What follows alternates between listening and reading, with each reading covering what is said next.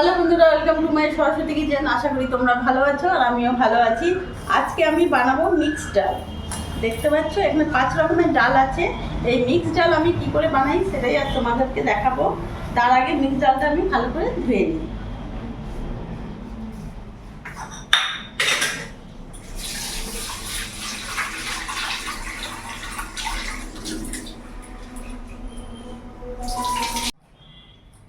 Mixed ডালটা ভালো করে 3-4 বার আমি ধুয়ে নিয়েছি।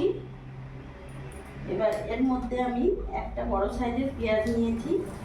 পেঁয়াজটা আমি পুরো দিয়ে দেবো।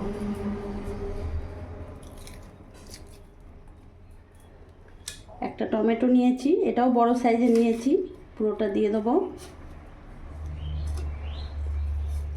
কাঁচা লঙ্কা নিয়েছি 5-6টা, তোমরা তোমাদের ঝাল মতন দেবে। এখানে একটা আলু নিয়েছি, দেখতে পাচ্ছ আলুগুলোকে আমি কিভাবে কেটেছি। এরকম ছোট ছোট করে আলুগুলো কেটেছি, পুরোটা দিয়ে দিলাম। এরই মধ্যে এখানে আমি 2 চামচের মতো লবণ দিয়ে দিলাম, হলুদ গুঁড়ো দিয়ে দিলাম, জিরে গুঁড়ো দিয়ে দিলাম। এবার ভালো করে আমি মাখিয়ে নেব।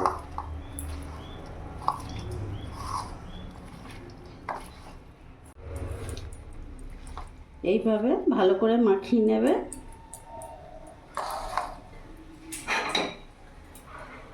মাখানোর পর এখানে আমি প্রেসার কুকার নিয়েছি, প্রেসার কুকারে পুরোটা ঢেলে নেব।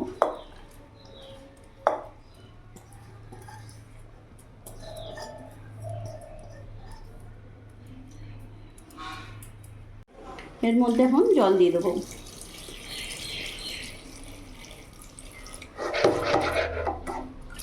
আর জল দেবো না, গ্যাস ধরিয়ে ডালটা এবার সেদ্ধ করে নেব।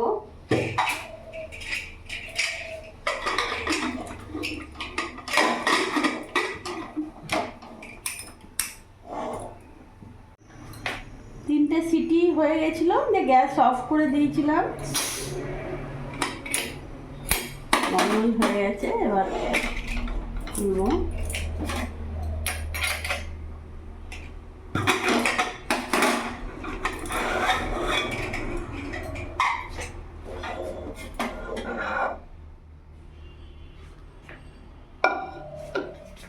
দেখতে পাচ্ছ কত সুন্দর ডালটা সেদ্ধ হয়েছে,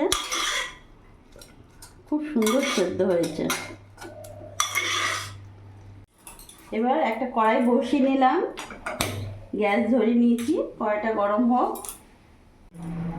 কড়াই গরম হয়ে গেছে, আমি এখানে তেল দিয়ে দিলাম।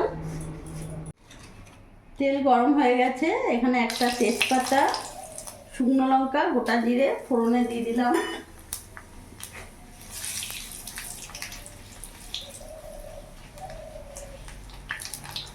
ফোড়নটা ভাজা হয়ে গেছে।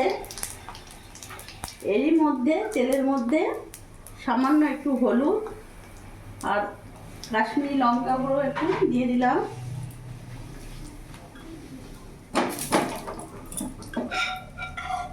সেদ্ধ করা ডালটা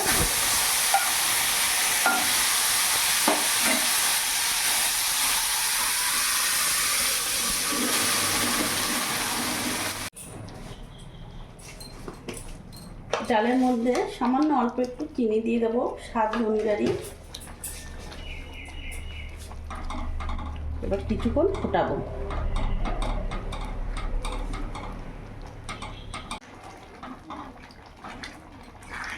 আমি 2-3 মিনিট ফুটিয়ে নিয়েছি।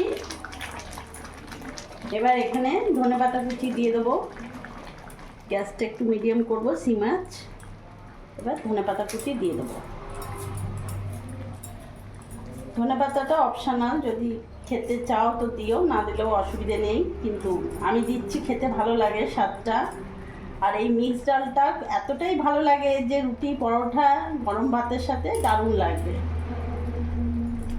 আমি যেভাবে বানালাম এইভাবে একবার করে দেখো, সত্যি খুব ভালো লাগবে। এবার গ্যাস আমি অফ করে দেবো।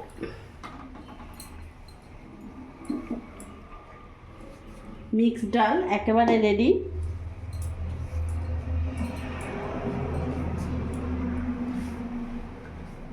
তো দেখলে বন্ধুরা, আমি আজকে বানিয়ে ফেললাম মিক্স ডাল খুবই সহজভাবে। এইভাবে তোমরাও করে দেখো, দারুণ লাগবে। আর আমার এই রেসিপিটা যদি তোমাদের ভালো লাগে, প্লিজ তোমরা লাইক করো, কমেন্ট করো, শেয়ার করতে ভুলো না। আর তোমরাও সবসময় ভালো থেকো।